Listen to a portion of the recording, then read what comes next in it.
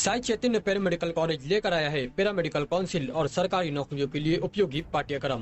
EMLT, radiology technician, health sanitary inspector में admission जारी है। हमारा पता याद रखें, Sai Chaitanya paramedical college, Ruby City scan के ऊपर, मोची कॉर्नर। कि सपने उनके नहीं सच होते जिनके बाप बड़े होते हैं।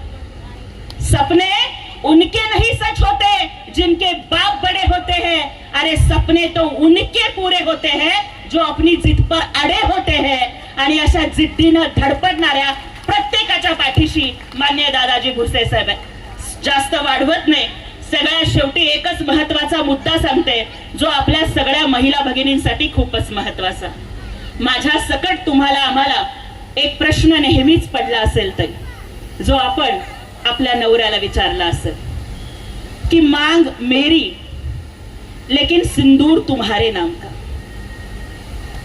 मांग मेरी लेकिन सिंदूर तुम्हारे नाम का, माथा मेरा लेकिन कुमकुम तुम्हारे नाम का, गला मेरा लेकिन मंगलसूत्र तुम्हारे नाम का, हाथ मेरे लेकिन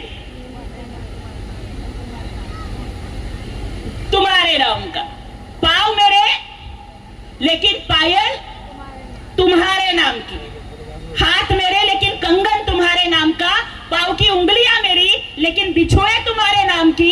इतना ही क्या, कोख मेरी, खून मेरा, दूध मेरा लेकिन फिर भी बच्चा तुम्हारे नाम का। इतना तो बता दो कि तुम्हारे पास क्या है मेरे नाम का, इस संसार में क्या है मेरे नाम का। ताई, या प्रश्नाचं उत्तर आपल्या एकनाथजी शिंदे साहेबांनी आणि दादाजी भुसे साहेबांनी दिलं। अरे 9 महिने 9 दिवस पोटात ओझं वाहतो ताई। ताई, अरे ह्या पुरुषांना कांदा कापताना डोळ्यात पाणी आलं तरी त्रास सहन होत नाही। माय बाळणपणाच्या वेदना काय असतात हे तुला मलाच कळाव्या ग, ह्यांना काय कळाव्या। अरे ऍक्सिडेंट झाल्यानंतर पुरुषाच्या 12 हड्ड्या एका वेळेला तुटल्या तर जेवढा त्रास होत नाही ना त्याच्यापेक्षा जास्त त्रास लेकराला जन्म देताना होतं माय।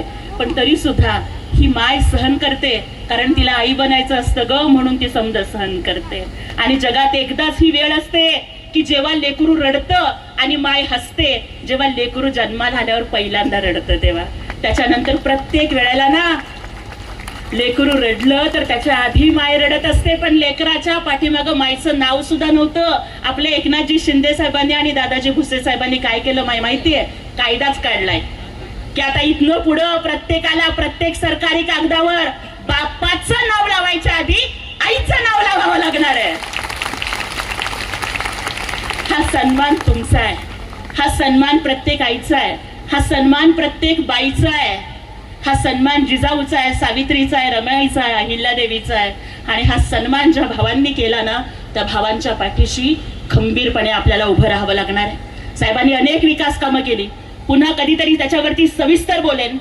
परंतु आता एवढंच सांगू इच्छिते की आमचे माननीय दादाजी भुसे साहेब, माननीय मुख्यमंत्री नामदार एकनाथरावजी शिंदे साहेब हे जनतेच्या सेवेसाठी आणि त्यातही विशेष करून महिला भगिनींसाठी काम करतायत। एसटीचं अर्ध तिकीट असेल, लाडकी बहीण असेल, जन्माला आलेल्या प्रत्येक मुलीला लखपती करणारी लाडकी लेक असेल किंवा प्रत्येक महिनेला वर्षाला 3 सिलेंडर मोफत देणारी अन्नपूर्णा योजना असेल, बचत गटांचं सक्षमीकरण असेल, या सगळ्या माध्यमातून आम्ही या जिजाऊ सावित्रीच्या लेकींना सक्षम करतोय।